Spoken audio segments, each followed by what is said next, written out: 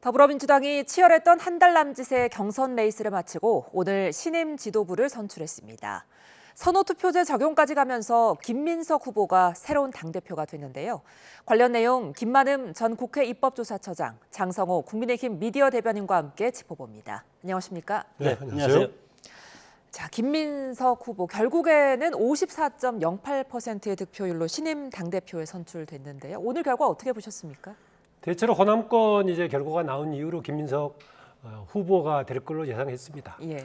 다만 대의원 투표하고 여론조사 결과 나오기 전까지 49.9 과반 턱걸이 바로 밑에 있어가지고 이후에 조금만 더 득표를 하면은 바로 선호투표 재계산하지 않고 결론이 날 수도 있겠다 이렇게 봤는데 오히려 여론조사에서는 1.4% 정도를 정청래 후보가 이겼어요. 그래서 결국은 이제 선호투표로 갔는데 예상된 바였다라는 겁니다. 다만 이게 이재명 대통령 문제를 걸고 했음에도 불구하고 한쪽이 이기긴 했지만은 다른 한쪽은 45%가량 얻었기 때문에 앞으로 여권의 리더십이라든가 정책 추진에 있어서 상당히 새로이 고려해야 될 점이 많겠다는 생각이 들긴 합니다. 예.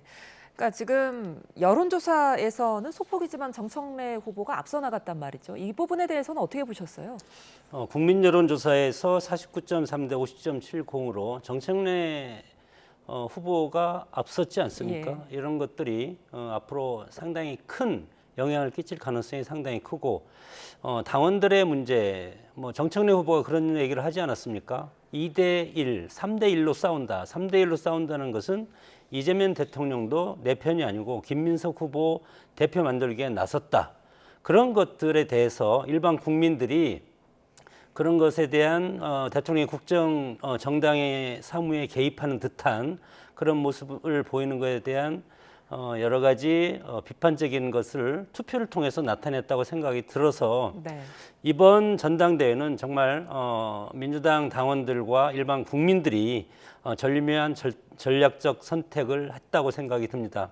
그렇기 때문에 김민석 후보가 당대표가 됐지만 결국은 조정영 당대표 또한 그 양쪽을 조율할 수밖에 없는 친청과 친명을 조율할 수밖에 없는 그런 중간 관리자형 대표로 역할할 가능성이 상당히 크고 앞으로 최민희 최고위원이 선임 최고위원이 됐지 않았습니까? 그렇기 때문에 앞으로 최고위가 또 다른 갈등의 씨앗 그리고 분쟁의 씨앗이 돼서 민주당이 일사불란하게 가기는 어렵지 않을까 그런 것들이 오늘 전당대회 결과라고 봅니다. 예. 이런 점은 좀 고려해 볼 필요가 있습니다. 지금 이번에 정청래 대표 후보가 이전의 대표였지 않습니까? 이전의 대표가 다시 연이어서 도전한다고 했을 경우에 대체로는 당의 완전한 카리스마를 가지고 있거나 아니면은 차기 유력한 대권 후보일 경우에 되게 그런 경우 가능 생길 수가 있는데 네.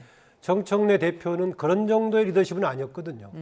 그럼에도 불구하고 바로 연임에 도전했고 45%를 얻었다. 이건 좀 주목해 볼 필요가 있고요. 이것은 당 전반에 아직 확실한 방향이 설정되어 있는 것이 아니라 민주당이 뭔가 새롭게 정비해가는 부정적으로 좀 흔들리는 그런 국면에서의 이번에 경선이 아니었나 그런 생각이 들고요.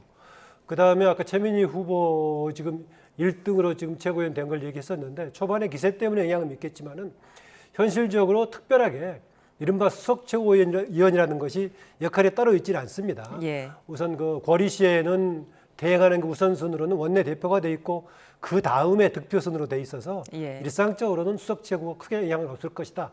다만 이제 명막 기세 차원에서 그쪽 진영이 1등을 했다 이런 것을 볼 수 있겠습니다. 네. 김민석 후보가 지금 당선이 됐지만 그래도 최근에 쭉 보면은 명픽 대표라는 그런 네이밍이 따라다니지 않았습니까? 그래서 이것이 상당히 큰 앞으로 지금 부동산 문제라든가 그리고 증시 문제 여러 가지 국정의 난맥상이 앞으로 터질 텐데 이거에 대해서 당에서 이것을 막아줘야 되는데 이재명 대표의 리더십이 바로 김민석 대표의 리더십으로 이렇게 온다고 했을 때 한 번에 걸러줄 그럴 타이밍을 저는 놓친다고 봅니다. 그렇기 때문에 일반 국민들은 그래도 정청래 대표가 돼야만이 이재명 대표의 실수하는 부분을 강력하게 개혁의 마인드로서 그것을 막아줄 수 있는 제1의 어떤 보루 역할을 할 수가 있었는데 그것이 지금 무너졌기 때문에 앞으로 대통령의 리스크가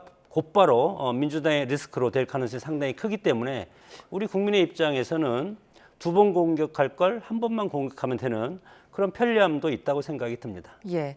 자, 이번 민주당 경선이 굉장히 뜨거우면서 친명계와 친청계로 내내 갈등이 심했잖아요.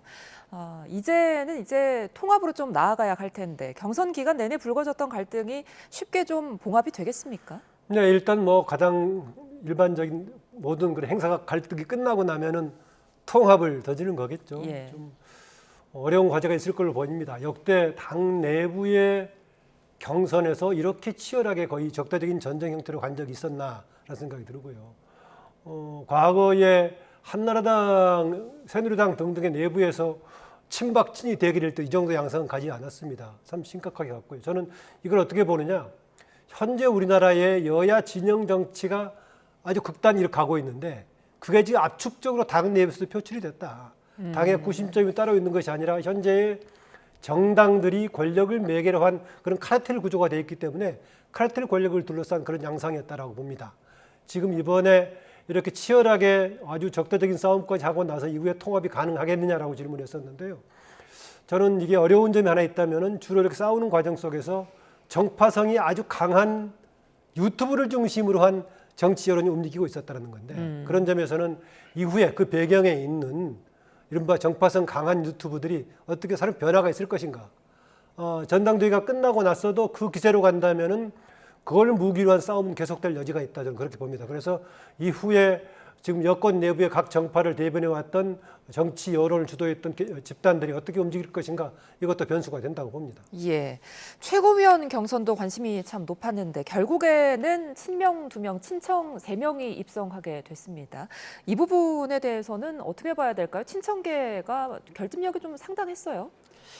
물론 여기서 이제 김민석 당 대표가 2명의 지명직 최고위원을 임명할 수가 있어서 예. 그 구도는 뭐 투표를 한다면 그 구도는 깰 수가 있겠지만 그래도 당원들 그리고 국민들이 선택한 5명 최고위원 중에 친청이 3명이 있다는 것은 이재명 정부가 지금 지지율이 상당히 하락하고 있지 않습니까? 그거에 대한 비판적 시각이 당원들과 일반 국민들이 이거에 일정 부분 표의 등가성에 영향을 끼쳤다. 저는 그렇게 생각이 들고 그렇기 때문에 앞으로 김민석 대표가 당 대표지만 친청계 3명을 어떻게 설득하냐에 따라서 그렇기 때문에 김민석 대표는 여러 가지 지금 과제가 있습니다. 첫 번째는 대통령과의 관계 설정을 뭐 오늘 창조적 리더십을 발휘하겠다. 이것이 다른 말로 하면 당의 독자 노선이라든가 이런 것들을 대통령이 잘못하면 그것을 견제하겠다.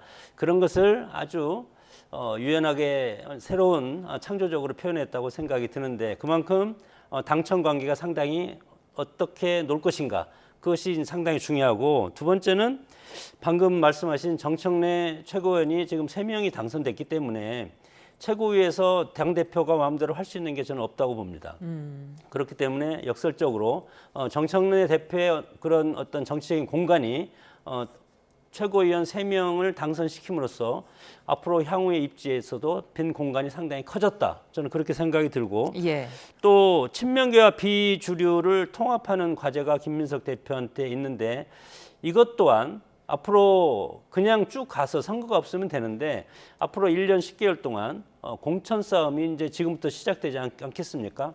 그렇기 때문에 비주류와 친명계가 으르렁거릴 가능성이 상당히 커서 대표가 여기서 과연 통합할 수 있을 것인가. 그리고 집권 여당으로서 당대표는 국정에 책임을 져야 됩니다. 예. 그리고 직전 국무총리였기 때문에 이재명 대통령 정부가 지금 여러 가지 부동산 문제라든가 여러 가지 국정의 난맥상을 보였을 때 그럼 당대표로서 이것에서 찬성을 할 수도 없고 반대를 할 수도 없고 만약에 이거에 대해서 지적을 하게 되면 그럼 당신이 국무총리였을 때 이것을 집행을 했는데 지금 와서 그런 소리 하면은 책임 회피 아니냐 이런 식으로 얘기할 가능성이 상당히 크기 때문에 모르겠습니다. 저는 김민석 대표가 상당히 어려운 그런 자리를 유지할 가능성이 상당히 크다고 봅니다. 예. 그 최고위원 친청 또는 친명 친석이 3대 2로 된 배경에는요. 수에 따른 전략의 차이도 있었다고 봅니다. 초반에 이른바 친천계라고 하는 사람 3사람이었고 반면에 친명계라고 하는 사람은 5사람이었기 때문에 예. 이번에 확실하게 진영으로 날라져서 양쪽으로 갈라져서 투표가 됐기 때문에 5명한테 갈라진 효과와 3명한테 갈라진 효과가 달랐을 것이다. 그래서 친천계 좀 3명한테 집중되는 그런 경향이 있었죠. 예. 그래서 막판에 이른바 친명계라고 하는 사람이 임미애 후보 또 김영호 후보 2사람이 사퇴를 했는데 예.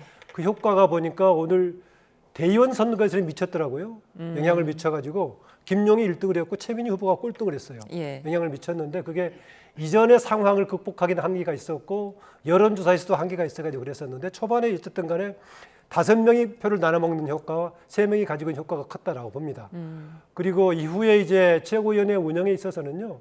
당 대표가 최고위원회 추인을 받긴 하지만은 2사람을 임명을 가능한 그 상황에서 예. 한 사람은 무슨 뭐 전략 지역적인 것을 고려해서 이제 하는 거고 또 하나는 청년 세대 한다는 것인데 전략 지역은 대개 누구일지 짐작이 가긴 합니다만은 임미애 후보요? 예, 저는 뭐 그럴 가능성이 크다고 봅니다. 예. 그래서 현재 수적 구성에 있어가지고는 뭐 우위에 밀리거나 그건 아닐 겁니다. 오히려 5대 3 정도는 확보할 수가 있어서 그게 문제는 없을 것이다. 다만 이번 선거에서 기세에서 영향을 미친 것은 분명합니다. 예. 그러니까 이번에 특히 최고위원은 최민희 후보가 1위를 계속 지킬 것이냐, 그리고 5위에는 누가 입성할 것이냐, 이 부분이 관심이 컸는데 예상대로였습니까? 어떻게 나왔습니까, 결과? 뭐 국민들의 관심 그리고 뭐 야당뿐만 아니고 당원들의 관심은 과연 이재명 대통령의 최측근인 김용 어떻게 될 것인가. 예. 이것이 가장 큰 관심이지 않았습니까? 물론 방금 말씀하셨지만 지금 대의원 투표에서는 상당히 많이 나왔습니다. 김용 후보가. 네. 그러나 표가 얼마 되지 않은 1인 1표이기 때문에. 근데 김용 후보가 어디에서 최하위를 얻었냐? 국민 여론조사에서 14.90으로 최하위를 얻었습니다. 그만큼 지금 대통령의 최측근이라는 그런 것이 일반 국민들한테는 상당히 안 좋은 악영향을 끼치는 그것이 지금 현실이기 때문에 이런 것들이 앞으로 김민석 대표가 상당히 고민을 많이 해야 될, 물론 이재명 정부 초대 국무총리로서 큰 역할을 했지만 그래도 당은 또 미래를 보고 가야 되지 않겠습니까?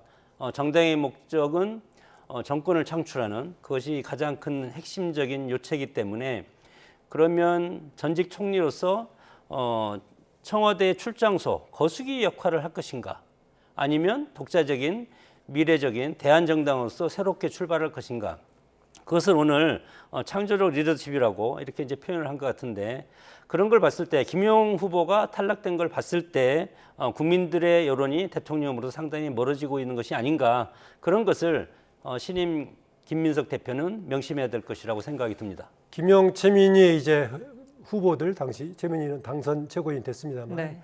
김용 후보의 경우는 뭐 대통령과의 관련도 있지만은 저는 애초에 2심에서까지 5년형을 받은 상태인데 아무리 대법원에서 미확정이라고 하더라도 그게 최고위원 나가는 게 마땅한가라는 생각은 있습니다. 본인은 이게 근본적으로 조작 기소라고 주장을 하는데 1심, 2심을 거친 상태 아니겠습니까? 예. 그랬을 때 당의 지도부로 입성하는 것이 바람직한가 근본적인 문제의식이 남았다고 보고요. 최종적으로 최민희 후보가 1등으로 이제 최고위원이 되긴 했습니다만은 저는 정청래 후보한테는 마이너스 효과가 있었다고 봅니다. 본인이 18% 정도로서 1등 하는 데는 도움이 됐지만은 50%를 넘겨서 당 대표가 대하는 전략에는 오히려 부정적인 효과가 있었다. 초반에 뭐 한 표 줍쇼로부터 해가지고 모든 문제에 대해서 사실은 공격적으로 맞대응하는 역할을 최민희 후보가 했거든요. 예. 그게 자기 소수의 집단들을 결집시키는 데는 좀 도움이 됐을지 모르겠지만은 다수의 사람들을 끌어들이는 오히려 부정적인 역할이었다. 오늘 그 김민석 대표가 당선의 일성으로 당의 언어, 태도, 정책 문화를 바꾸겠다고 했는데 네. 사실 이런 것도 염두에 둔 발언이 아니었겠나라는 생각이 듭니다. 예.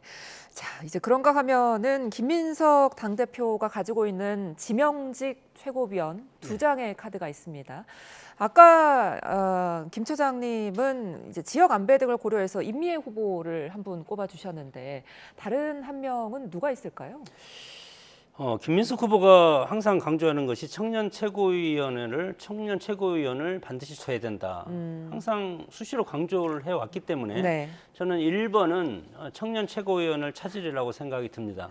그런데 그것은 청년 최고위원은 아직 뭐 드러나는 것이 없기 때문에 다양한 직군에서 청년 후보를 이제 살펴보고 아니면 이미 내정을 해놨거나 염두에 두거나 그렇게 해서 앞으로 뭐 한 시간을 두고 임명하지 않겠습니까?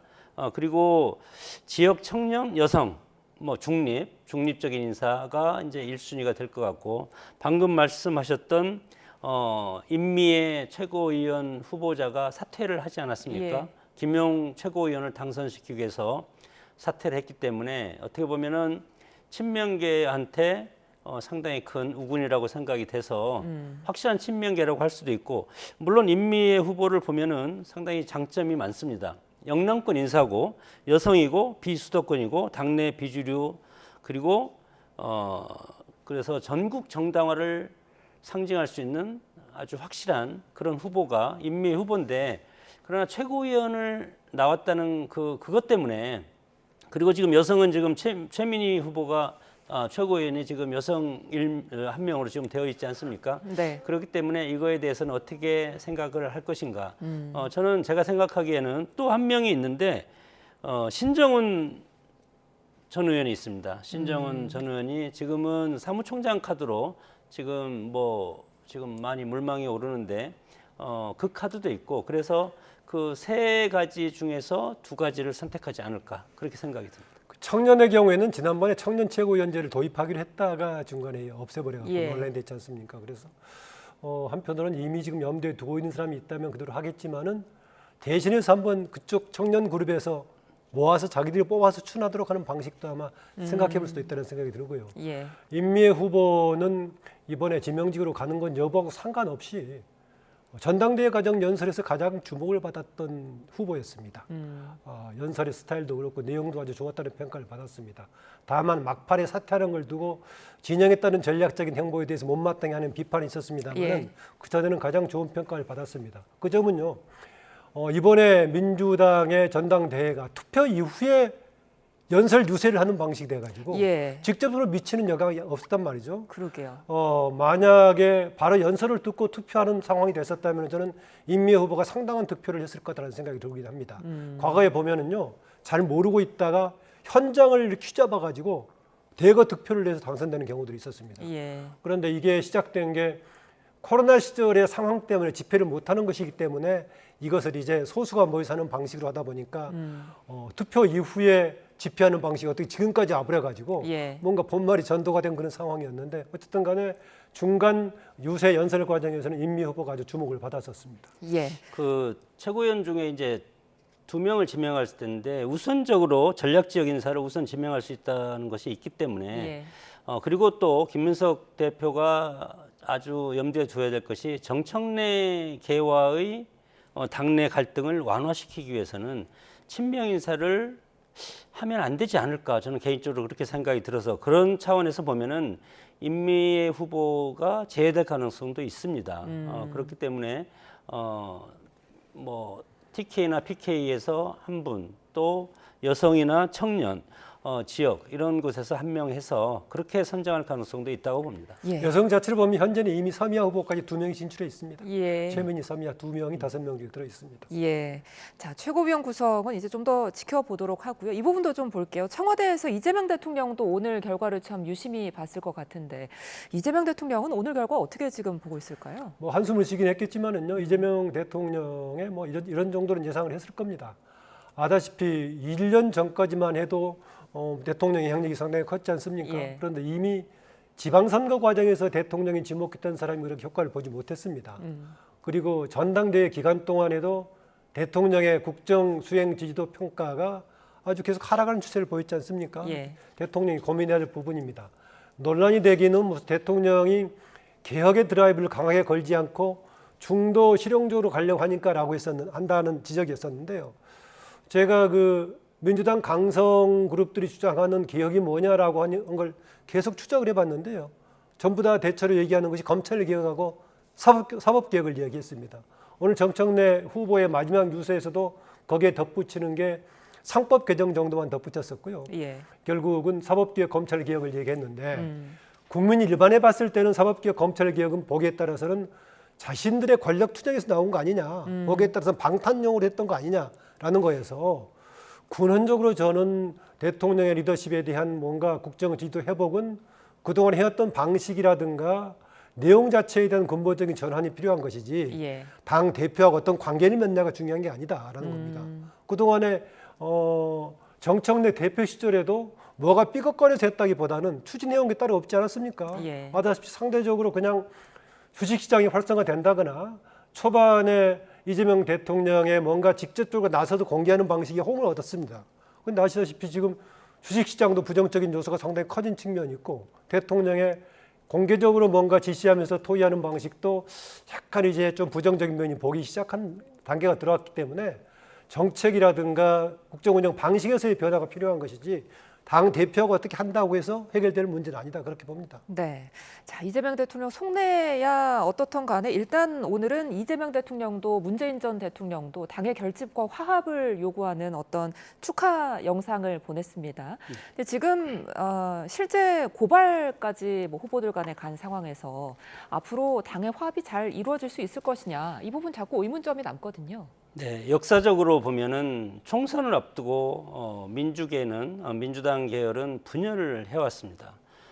쉽게 말해서 17대 총선만 예를 들어봐도 그때 당시에 새천년민주당에서 배출한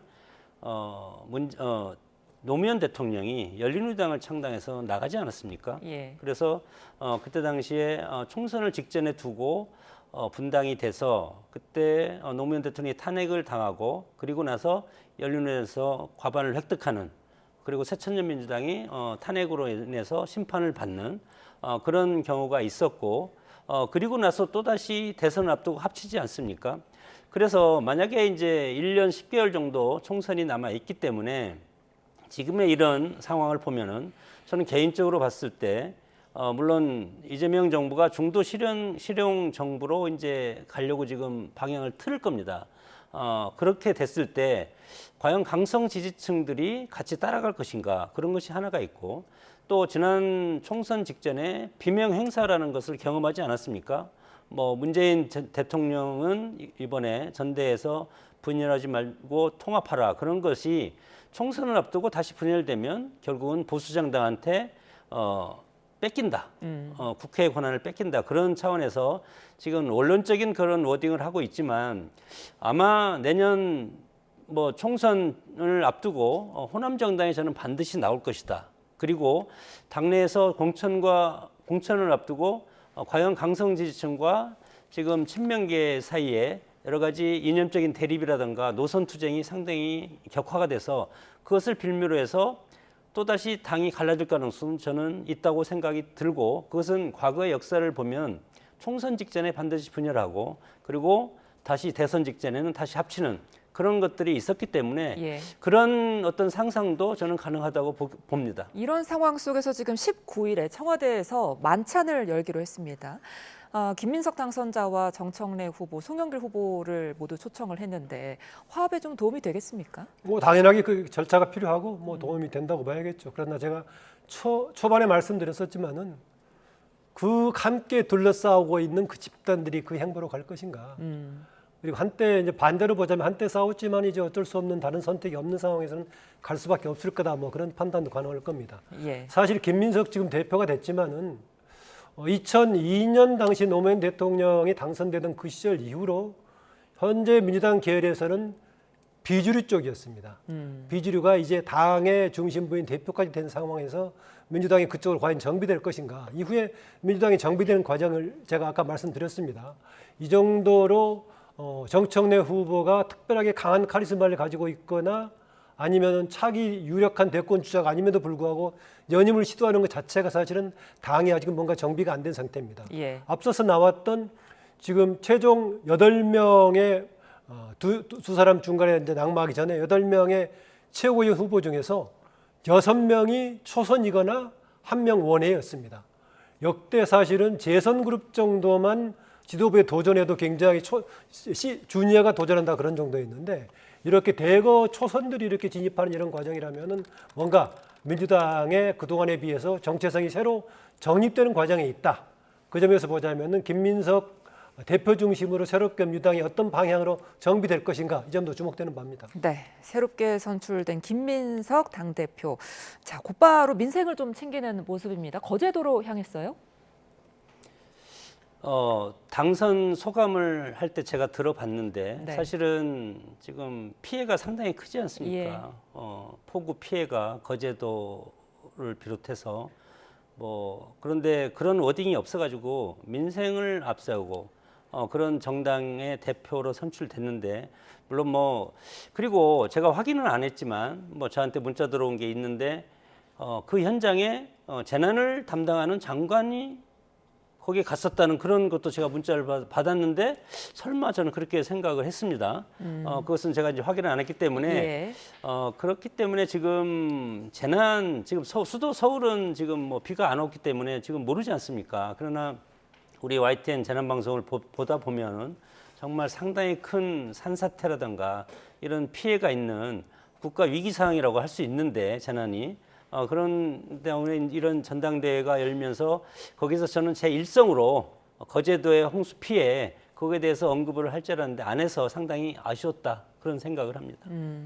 아쉬움은 남지만 어쨌든 지금 행동으로 옮겼으니까요. 어떻게 보셨어요? 당연히 그렇게 움직여야겠죠. 예. 지금 재난 상황 지금 수십 년 만에 그렇게 한 군데 지역에 비가 많이 온 상황인데 네. 당 대표를 뽑히지 않았더라도 당들은 일차적으로 그렇게 움직이는 게 당연하고 또 그렇게 행보를 가져야 될 겁니다. 예. 그런데 이후에 이제 그동안에 지난 이재명 정부 1년 동안 해왔던 그 방식 말고 새로운 뭔가를 해야 됩니다. 앞서 말씀드렸었지만은 결국은 사법개혁, 경찰개혁은 권력과 관련된 문제들이었었고 나머지 국민 생활하고 직접 관련된 것을 과연 무엇을 이재명 정부에서 새롭게 할 수 있을 것인가. 주식시장은 한때 화랑이 됐다가 지금 여러 가지 너무 출렁거려서 문제가 되고 있는 상황 예. 등등이기 때문에 사실은 이후에 국정을 어떻게 수용할 것인가 근본적으로 과제가 남아 있습니다. 예. 야당과의 관계도 참 중요할 텐데 장동혁 대표는 지금 어떤 생각하고 있을까요? 글쎄요, 지금 이번 결과가 결국은 일극 체제를 더욱 공고화하는 그런 결과로 이어지지 않았습니까? 김민석 당대표 후보가 뭐라고 했습니까? 이 대통령의 재판 재개를 폭력과 야만으로 규정을 하지 않았습니까? 그렇기 때문에 청와대의 일극 체제가 더욱 더 굳건히 자리 잡았다. 그렇게 해서 우리 국민의힘은 평가할 수밖에 없고 그러지 않으면은 민주당이 경제와 민생을 국정의 중심 그리고 이재명 대통령도 마찬가지로 국정 기조를 바꿔야 된다. 그것이 이제 우리 끊임없이 주장하고 있고 대결과 독주보다는 대화와 협치로 야당이 그렇게 주장합니다. 사실은 예. 야당이 상당히 비판적으로 얘기하던데 야당 입장에서는 제발 협치해달라 그렇게 주장하고 있고 이재명 방탄이 아닌 국민을 위한 책임 있는 정당 그리고 강한 여당이 아니고 책임 있는 여당이 되었으면 좋겠다 그렇게 국민의힘은 주장을 하고 있지만 예. 지금까지 국민의힘과 대화와 타협을 한 적이 없다고 생각이 듭니다. 모든 것은 대통령 뜻 그리고 집권 여당의 뜻대로 지금까지 해왔고 야당은 소수 야당이기 때문에 국회에서 아무것도 힘을 쓸 수 있는 것이 없지 않습니까? 할 수 있는 것은 딱 한 가지 24시간 필리버스터밖에 없습니다. 그렇기 때문에 야당이 장애로 나갈 수밖에 없지 않습니까? 국회를 열어두고 야당이 장애로 나가는 이유는 결국은 여당의 입법 독주라든가 국정 독주에 따른다고 생각이 들기 때문에 이런 것들을 앞으로 국정 기조가 바뀌었으면 좋겠다고 생각이 듭니다. 예. 전임 정청래 당대표는 사실 장동혁 대표와 악수도 안 하겠다는 강경 일변도로 나갔었는데 김민석 대표는 좀 달라질까요? 정청래 대표 한때는 자기는 사람하고만 악수한다 이런 얘기를 해가지고 심각한 발언했다고 예. 비판도 받기도 했습니다. 이번에 김민석 대표 본인은 아니었더라도 같은 행보를 보였던 송영길 후보가 야당과의 대화가 부족했다는 점을 정청래 대표를 향해서 후보를 향해서 강하게 지적했어요. 그런 점에서는 조금 적극적인 뭔가 야당과의 교류를 소통을 시도하지 않을까 그렇습니다. 다만 이게 조금 현재의 여당이 중도 실용으로 간다면은 야당 쪽에서 그 근접한 쪽에 리더가 있다면 서로 결합하기가 쉬울 건데 예. 국민의힘 쪽에서는 다른 쪽 강경 방향으로 바깥쪽으로 좀 치우쳐 있는 상황이거든요. 거리가 멀어서 한편으로는 쉽지 않은 그런 요소가 있긴 합니다. 그러다 때에 따라서는 정반대쪽이 강경히 또 대화가 가능할 수 있으니까는요. 뭐 기대를 해보겠습니다. 어쨌든 간에 정청래 전 대표가 야당과의 대화에 부족했던 점을 비판했던 세력이 대표가 됐기 때문에 예. 조금 기대를 해보긴 합니다. 알겠습니다. 오늘 두 분 말씀 여기서 줄이겠습니다. 지금까지 김만흠 전 국회 입법조사처장, 장성호 국민의힘 미디어 대변인과 함께했습니다. 고맙습니다.